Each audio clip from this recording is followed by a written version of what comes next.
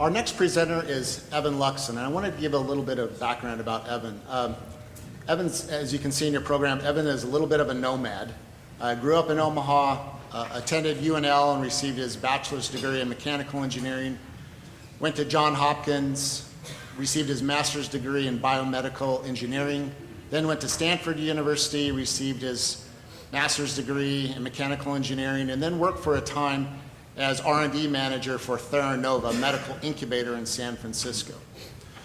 As some of you might be familiar with the Pipeline program, which takes some of the best and brightest innovators from a 3-state region of Nebraska, Kansas, and Missouri. In 2010, Evan was named the Pipeline Innovator of the Year. So we're excited to have Evan back in Nebraska now, working on his company, and please help me welcome Evan Luxon.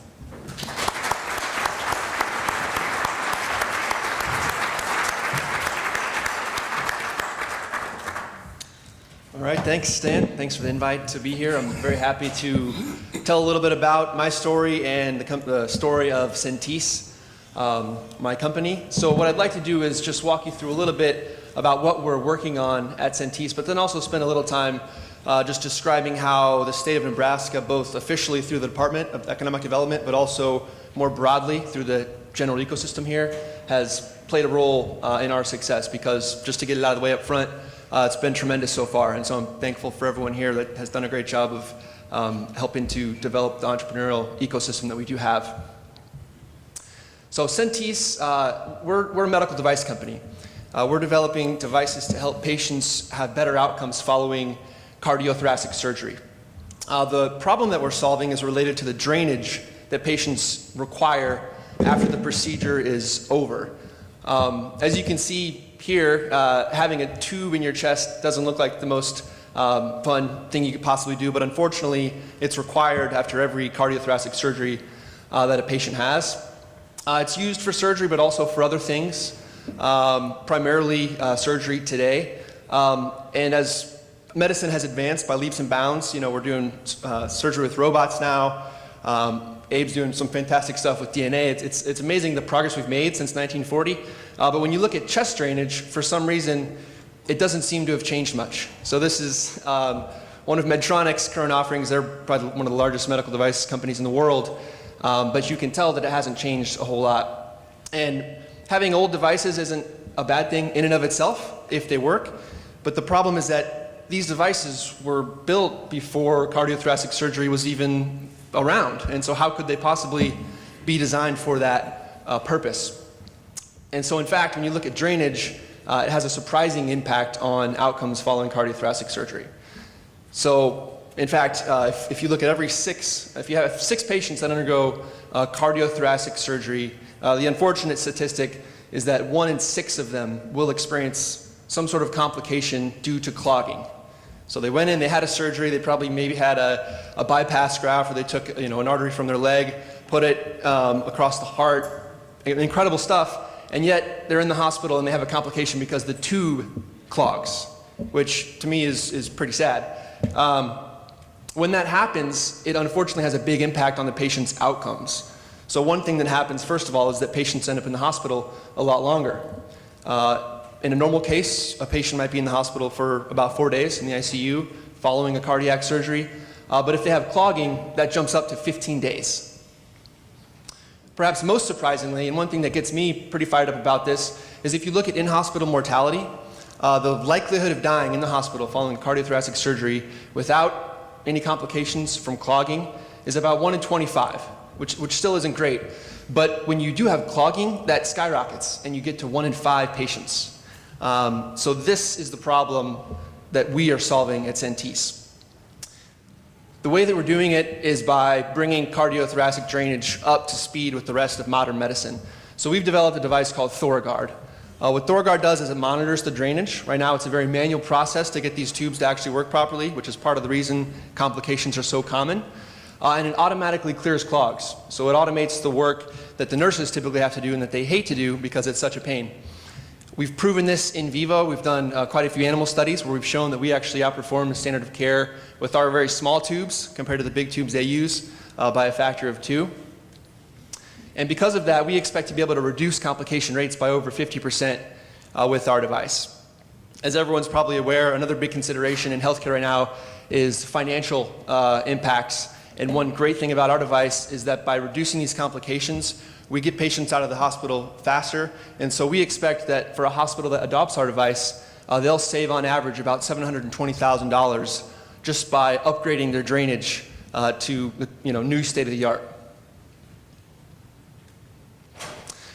So that's what we're up to at Centese, and I'm very excited about all the progress that we've made. I wanted to spend just a couple minutes talking about how Centese came to be and how I came to arrive back in Nebraska after growing up here and loving it.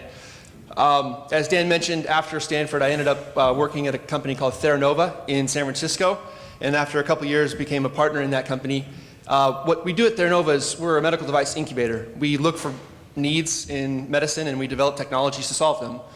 I was involved in a few of the different companies that spun out of Theranova. Before starting Centese, I led the product development for a company called Potrero Medical.